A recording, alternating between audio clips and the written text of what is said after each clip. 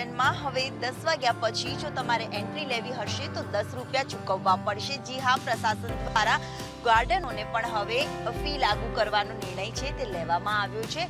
Morning walkers માટે 10 વાગ્યા સુધી ફી છે અને 10 વાગ્યા બાદ આ ફીમાં 10 રૂપિયાનો ચાર્જ નક્કી કરવામાં આવ્યો છે। આ એક ગાર્ડનની શરૂઆત છે, કદાચ આગામી દિવસમાં આ પ્રકારે શરૂઆત અન્ય ગાર્ડનોની પણ થઈ શકે તેવી સંભાવનાઓ જોવા મળી રહી છે। અહીંયા મુલાકાતી છે, એમની સાથે જ વાત કરીએ।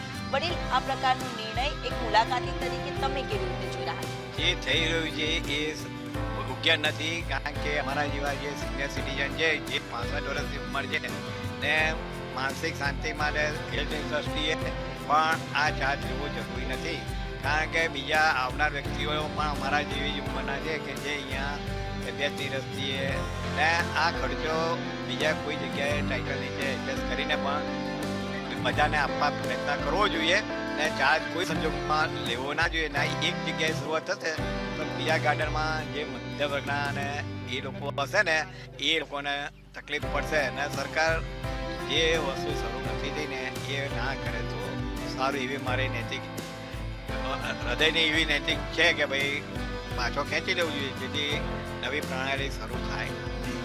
એટલે ખાસ કરીને આ પ્રકારનો જે નિર્ણય છે એક નાગરિક તરીકે કે આમ શા માટે આવી રીતે એક તમે માનો છો કે જ્યારે મુલાકાતીઓ હોય કે પ્રવાસીઓ હોય કે પછી કોઈ પણ વ્યક્તિ ટાઈમ પાસ કરવા કે હરવા ફરવા માટે અહીંયા આવતો હોય છે, પરંતુ હવે એમાં પણ ચાર્જ ચૂકવવો પડશે?